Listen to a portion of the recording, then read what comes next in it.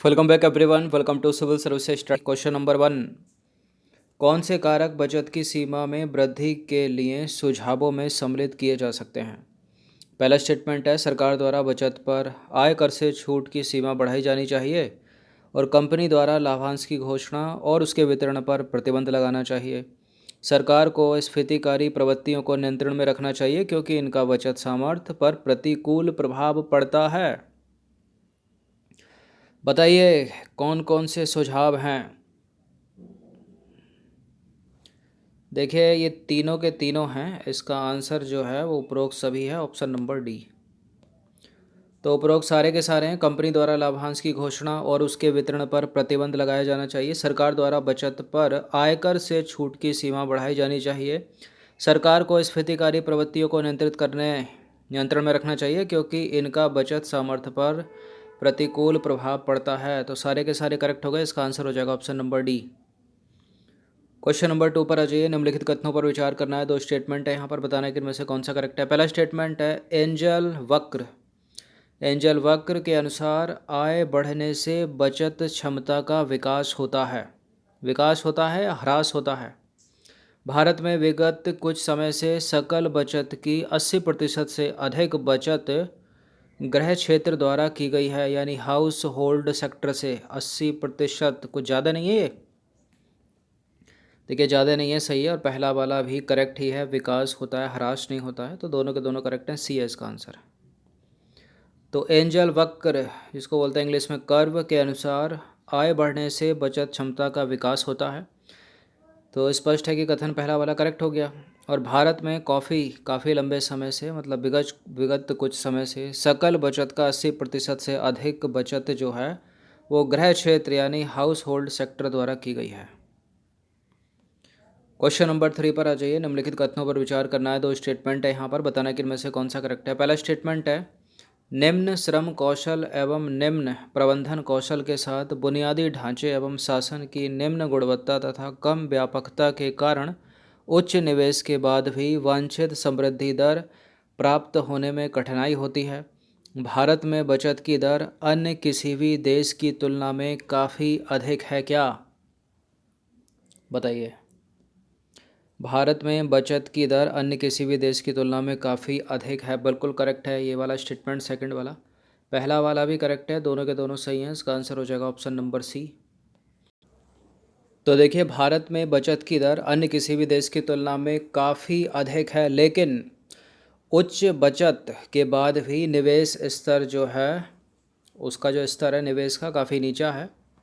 ज़्यादा पूंजी बचाने के बाद भी उच्च निवेश तभी संभव है जब जमा उगाही की प्रक्रिया जो है वो सुचारू रूप से चले। साधारणतः ऋण ब्याज दर ऊंची होती है जिसके कारण निवेश में कमी आ जाती है और कई वस्तुओं की कीमत कम करने के कारण मुनाफा कम होता है और इस प्रकार निवेश में पुनः कमी आती है। निम्न श्रम कौशल और निम्न प्रबंधन कौशल के साथ बुनियादी ढांचे एवं शासन की निम्न गुणवत्ता तथा कम व्यापकता के कारण उच्च निवेश के बाद भी वांछित समृद्धि दर प्राप्त होने में कठिनाई होती है। नंबर 4 पर आ जाइए। निम्नलिखित कथनों पर विचार करना है। 3 स्टेटमेंट है यहाँ पर, बताने कि इनमें से कौन सा करेक्ट है। पहला स्टेटमेंट है, सार्वजनिक कंपनी अपने शेयर केवल चुनिंदा निवेशकों को ही बेच सकती है। ध्यान से सुनते रहिएगा, इंपॉर्टेंट है स्टेटमेंट। निजी कंपनी को अपने शेयर दोनों प्रकार से, अर्थात चुनिंदा निवेशकों को और सार्वजनिक रूप से बेचने का अधिकार है। सांविधिक कंपनियों का गठन सामान्य रूप से सार्वजनिक जरूरतों को पूरा करने के लिए किया जाता है, न कि लाभ कमाने के लिए। बिल्कुल करेक्ट है तीसरा वाला स्टेटमेंट। सांविधिक कंपनियों का गठन सामान्य रूप से सामाजिक जरूरतों को पूरा करने के लिए किया जाता है, न कि लाभ कमाने के लिए। लेकिन दूसरा और पहला गलत है। क्यों गलत है? क्योंकि सार्वजनिक जो कंपनी होती है ना, वो अपने शेयर को चुनिंदा निवेशकों को ही बेच सकती हैं और सार्वजनिक रूप से भी बेच सकती हैं।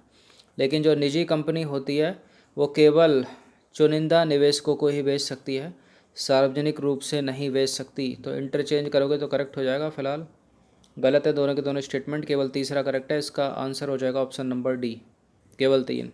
तो कथन 1 और 2 सही नहीं है, इसलिए इसका उत्तर डी होगा। सार्वजनिक कंपनी को अपने शेयर दोनों प्रकार से बेचने का अधिकार है, अर्थात चुनिंदा निवेशकों को एवं सार्वजनिक रूप से दोनों बेच सकती है वो सार्वजनिक कंपनी। लेकिन जो निजी कंपनी है वो केवल अपने शेयर खुले रूप से सबको बेचने का अधिकार नहीं होता उसको, वह केवल चुनिंदा निवेशकों को ही शेयर बेच सकती है। क्वेश्चन नंबर 5 पर आ जाइए। निम्नलिखित कथनों पर विचार करना है। दो स्टेटमेंट है, यहाँ पर बताना है कि इनमें से कौन सा करेक्ट है। पहला स्टेटमेंट है, फार्म प्रोड्यूसर कंपनी की प्रक्रिया भारत में 2010 में प्रारंभ हुई। फार्म प्रोड्यूसर कंपनी से कृषि कार्यों में संगठनात्मक सुधार होगा तथा आधुनिकीकरण को बढ़ावा मिलेगा। इंडस्ट्रियलाइजेशन। बिल्कुल, फार्म प्रोड्यूसर कंपनी से कृषि कार्यों में संगठनात्मक सुधार होगा तथा आधुनिकीकरण मॉडर्नाइजेशन को बढ़ावा मिलेगा। और फार्म प्रोड्यूसर कंपनी की प्रक्रिया भारत में 2010 से नहीं, एक वर्ष कम है, 2009 से प्रारंभ हुई। तो इसका आंसर केवल 2 हो जाएगा। तो यदि अनेक किसान परस्पर मिलकर कंपनी के रूप में अपना पंजीकरण करा लें तो किसानों के दल को फार्म प्रोड्यूसर कंपनी कहते हैं। यह प्रक्रिया भारत में 2009 से शुरू हो गई है और इससे कृषि कार्यों में आधुनिक उपकरणों के प्रयोग को बढ़ावा मिलेगा और कृषि में संगठनात्मक सुधार होने के साथ ही समाज का आधुनिकीकरण होगा। तो 2010 से शुरू है, 2009 से शुरू है, 10 से नहीं। क्वेश्चन नंबर 6 पर आ जाइए। निम्नलिखित कथनों पर विचार करना है आपको। पहला स्टेटमेंट है, कंपनी अधिनियम 2013 के अंतर्गत कंपनियों के लिए निगमित सामाजिक उत्तरदायित्व नीति बनाने तथा उनके द्वारा सामाजिक गतिविधियों पर न्यूनतम खर्च करने की शुरुआत की गई है। लेखा परीक्षा का उत्तरदायित्व सुनिश्चित करने के लिए राष्ट्रीय वित्तीय सूचना प्राधिकरण के गठन का प्रावधान कंपनी अधिनियम 2013 के प्रमुख प्रावधानों में शामिल है। देखिए, दूसरे सब्जेक्ट की तुलना करें अर्थव्यवस्था से तो काफ़ी बड़े बड़े स्टेटमेंट होते हैं इसमें, इसने कम से कम 2 से 3 बार इस टेस्ट को पढ़ना। ये करेक्ट है फिलहाल दोनों के दोनों स्टेटमेंट। इसका आंसर हो जाएगा ऑप्शन नंबर सी। तो देखिए, कंपनी अधिनियम 2013 द्वारा कंपनियों के लिए यह सुनिश्चित करने को कहा गया है कि वे प्रत्येक वित्तीय वर्ष के अंत में अपने पिछले लगातार 3 वर्षों के शुद्ध मुनाफे का 2% निगमित सामाजिक उत्तरदायित्व के निर्वाह के लिए खर्च करें। क्वेश्चन नंबर 7 पर आ जाइए। निम्नलिखित कथनों पर विचार करना है। दो स्टेटमेंट है, यहाँ पर बताना है कि इनमें से कौन सा करेक्ट है। पहला स्टेटमेंट है, कंपनी द्वारा अर्जित लाभ पर लाभांश पाने का प्राथमिक अधिकार अधिमानी अंशधारियों के पास होता है। अधिमानी अंश कंपनी की स्थापना करने वाले स्वामियों को दिया जाता है, जबकि सामान्य अंश सबके लिए उपलब्ध होता है। सामान्य अंश इक्विटी शेयर और अधिमानी अंश हो गया प्रेफरेंशियल शेयर। बताइए कौन सा करेक्ट है। ये करेक्ट है दोनों के दोनों स्टेटमेंट। इसका आंसर हो जाएगा ऑप्शन नंबर सी। तो देखिए, अधिमानी अंश यानी प्रेफरेंशियल शेयर जो है कंपनी की स्थापना करने वाले स्वामियों अर्थात प्रोमोटर्स एवं रणनीतिक साझेदारों को दिया जाता है, जबकि सामान्य अंश यानी इक्विटी शेयर सबके लिए उपलब्ध होता है। अधिमानी अंश में मताधिकार निहित नहीं होता, जबकि सामान्य अंश में मताधिकार निहित होता है। कंपनी द्वारा अर्जित लाभ पर लाभांश पाने का प्राथमिक अधिकार अधिमानी अंशधारियों के पास होता है, प्रेफरेंशियल शेयर। क्वेश्चन नंबर 8 पर आ जाइए। निम्नलिखित कथनों पर विचार करना है। 3 स्टेटमेंट है, यहाँ पर बताना है कि इनमें से कौन सा करेक्ट है। पहला स्टेटमेंट है, बिल ऑफ एक्सचेंज की खरीदारी आमतौर पर बड़े निवेशक करते हैं। बॉन्ड बेचकर कंपनियां अपनी क्षमता का विस्तार करती हैं। बिल ऑफ एक्सचेंज की परिपक्वता अवधि 1 वर्ष से अधिक, जबकि बॉन्ड की परिपक्वता अवधि 1 वर्ष से कम।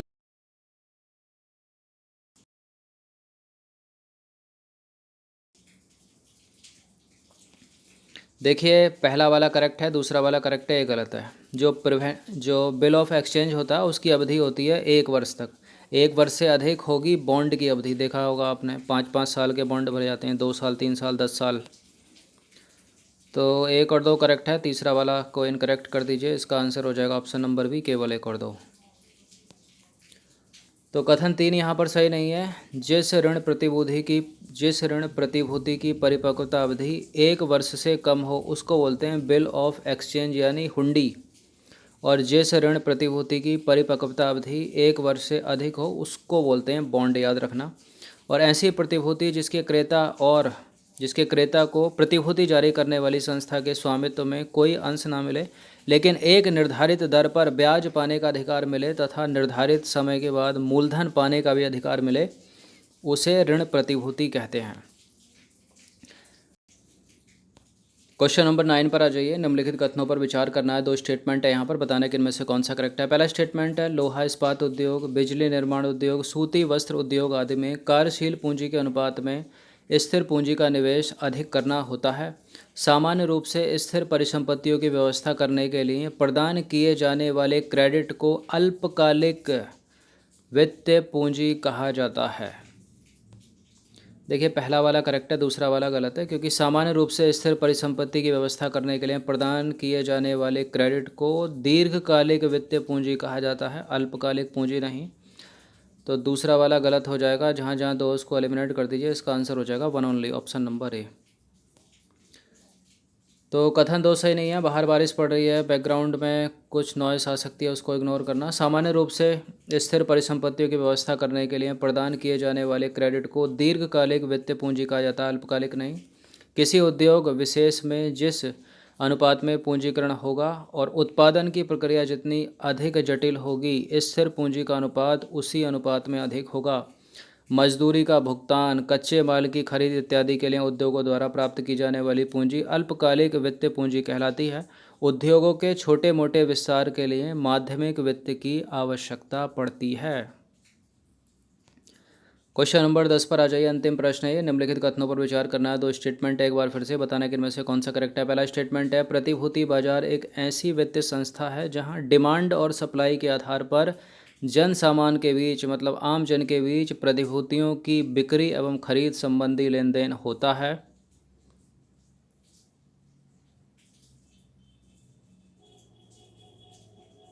दूसरा स्टेटमेंट है, ऋण प्रतिभूति मतलब बॉन्ड सिक्योरिटी का निर्गमन उनको आकर्षित करता है जो निवेश पर जोखिम उठाने की इच्छा नहीं रखते और निश्चित आय से ही संतुष्ट होते हैं। बिल्कुल ये करेक्ट है, दोनों के दोनों स्टेटमेंट। सी है इसका आंसर। तो देखिए, उपरोक्त दोनों के दोनों सत्य हैं। प्रतिभूति बाजार यानी सिक्योरिटीज़ मार्केट एक ऐसी वित्तीय संस्था है जहां डिमांड और सप्लाई के आधार पर जन सामान्य के बीच प्रतिभूतियों की बिक्री एवं खरीद संबंधी लेन देन होता है। और ऋण प्रतिभूति यानी बॉन्ड सिक्योरिटी का निर्गमन उनको आकर्षित करता है जो निवेश पर जोखिम उठाने की इच्छा नहीं रखते और निश्चित आय से ही संतुष्ट होते हैं। देखिए, अधिकांश औद्योगिक संस्थानों की स्थापना कंपनी अधिनियम के अंतर्गत स्थापित होने वाली मिश्रित पूंजी कंपनियों के द्वारा की जाती है। इन कंपनियों को स्थायी पूंजी जुटाने के लिए शेयर या अंश प्रतिभूति यानी शेयर सिक्योरिटी के निर्गमन का अधिकार प्राप्त होता है। तो 10 प्रश्न थे ये इकोनॉमिक्स के, अच्छे से इसका रिवीजन कर लेना। ये था मुद्रा बाजार एवं पूंजी बाजार।